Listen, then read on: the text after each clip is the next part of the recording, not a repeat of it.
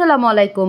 আজও আমার সকালটা প্রতিদিনকার ন্যায়ই শুরু হয়েছিল, কিন্তু সারাদিন যেতে না যেতে অনেকটাই ভালোই গিয়েছে আলহামদুলিল্লাহ। আমার রোজকার দিনের রুটিন একই থাকে, মাঝে মধ্যে একটু এদিক সেদিক হয়ে যায়, মানে সকালবেলাটা আর কি। মাঝে মধ্যে একটু রান্নাবান্না থেকে মুক্তি পেয়ে যাই, কিন্তু আজকে একদমই কোনো রকম কোনো অলসতা নেই। সকালবেলা খুব ভোর থেকেই উঠে রান্নাবান্না করে নিয়েছি।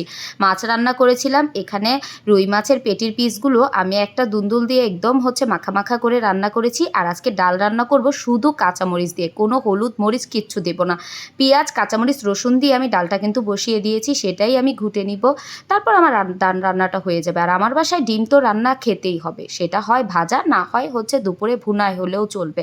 আজকে যেহেতু সকালবেলা ডিম নাস্তায় ছিল না, এই জন্য এখন আমি দুপুরের জন্য ডিম ভুনা করে নিয়েছি। আর এই তো ডালটা কিন্তু আমার হয়ে গিয়েছে। আজকে আমি এভাবেই ডালটা রান্না করবো। আর এই ডালটা খেতে যে কি অস্থির লাগে কি আর বলবো। আমার বাসায় এই ডালটাই বেশি পছন্দ করে আমার বাচ্চারা। সঙ্গে আনাবিয়ার জন্য একটু নুডলস করেছিলাম, সকালের নাস্তায় আনাবি আজকে নুডলস খাবে। এগুলা করতে করতেই সূর্যি মামা উকিঝুঁকি দিয়ে দিয়েছে। কিন্তু আমার এই কাজগুলো করতে করতে প্রায় 7টা 20 বেজে গিয়েছে। এরই মধ্যে আমার দুপুরে রান্নাবান্না সব কমপ্লিট করেছি। এখন সকালের নাস্তা বানানোর পালা। সকালের নাস্তা বানানোটা আমার জন্য একটু ইজি হয়ে যায়, রুটিগুলো বানানো থাকে, সেখান থেকে আমি বের করে জাস্ট একটু ছেঁকে নিই। আর আজকে একটু হালুয়া করেছিলাম, সেই হালুয়াটা দিয়েই আজকে রুটিটা খাওয়াবো।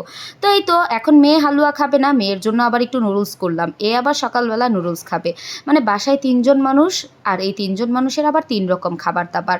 আমার কথা না হয় বাদই দিলাম, আমি সবসময় ব্যতিক্রম। আর আমার বাসায় 3জন মানুষ, এই জন্য আমি সবসময় বলি আমার 2 বাচ্চা আর আমার শাশুড়ি, এদের জন্যই আমার রান্নাবান্না একটু এদিক সেদিক আর কি করা লাগে, এক একজনের এক এক রকম। আর এই আচারগুলো গতকাল রাতে আম্মু পাঠাইছিল, একটা মিষ্টি আচার, আমের আচার দুইটাই, একটা মিষ্টি একটা টক, একটা বিরিয়ানি দিয়ে খাওয়ার জন্য, আর এটা গিয়ে ছোট বয়েমটা, সেটা খিচুড়ি দিয়ে খাওয়ার জন্য।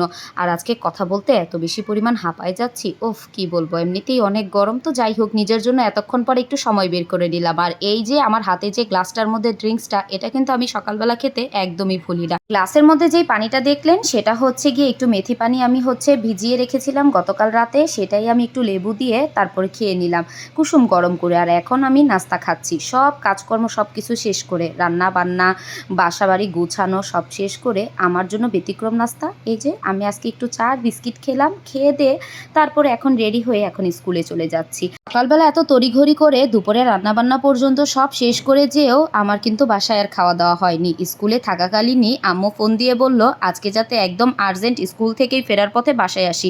তো বাসায় আমি আসার পরপরই দেখলাম এখানে আম্মু ছোট কাঁঠাল এনেছিল, সাম্মাম ফলও এনেছিল, সঙ্গে ডেউয়া এনেছিল। ডেউয়া তো মোটামুটি সবাই ছিলেন। আর এই ছোট ছোট যেই কাঁঠালগুলো, কেউ কেউ এগুলাকে বলে বন কাঁঠাল, কেউ কিংবা বলে চাম্বল ফল, কেউ আবার বলে চামফল, যে যেরকম করেই বলে। কিন্তু আমি তো এতদিন ভাবতাম এটা হয়তো বা কাঁঠালের মতোই মিষ্টি হয়, কিন্তু এই ফলের টেস্টটা যে এতটা ভালো হয় খেতে, সেটা আমি একদমই জানতাম না।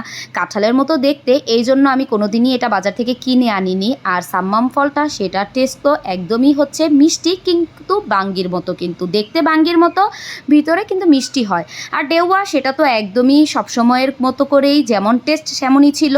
আর এই যে সবচেয়ে বেশি এখন আমার পছন্দের তালিকায় আমি যদি বলি, ডেউয়া থেকেও বেশি পছন্দ আমার হয়েছে এই বন কাঁঠাল বা চাম্বল ফলগুলা।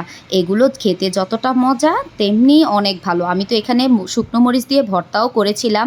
তারপরে এই যে সাম্মাম ফলগুলাও কেটে নিয়েছিলাম। এই ফলটা খেতে তো একদমই মিষ্টি হয়, আর নিচের সাইডটা একদম কেমন পানসাটে হয়। এটার টেস্ট কেমন আমি তা বুঝাতে পারবো না, কিন্তু খেতে ভালো, আমার কাছে তো ভালোই লেগেছে সবগুলোই। ফলগুলো খাওয়ার পর এখন আম্মু বলছিল ভাত খাওয়ার জন্য। আম্মু তো ভুড়ি রান্না করেছিল, আমি তো ভুড়ি দেখে, ভাত তো আমি খাবোই না, ভুড়ি দেখে আমার ইচ্ছে হলো যে আমি একটু মুড়ি দিয়ে খাই। তো আমি মুড়ি দিয়ে খাইলাম। খাওয়া দাওয়া শেষ করে আবার একটু আচারও খাচ্ছিলাম, মিষ্টি আচার। তো আম্মু তো আমাকে গতকাল রাতেই এগুলা পাঠাই দিছিল, কিন্তু তারপরও আম্মুর বাসায় এসে আমি আবার এখন এই যে বসে বসে একটু আচার খাওয়া দাওয়া করলাম। আচার খেতে ভালোই লাগে, যদি হয় সেটা মিষ্টি আমের আচার। এরপরে একটু চা খাচ্ছিলাম, আনাবিয়া ঘুমিয়ে গিয়েছিল, এই জন্য আমি বসে বসে চা খাচ্ছিলাম। এই তো ছিল আজকের মতো, এখান থেকেই বিদায় নিচ্ছি, টাটা বাই বাই।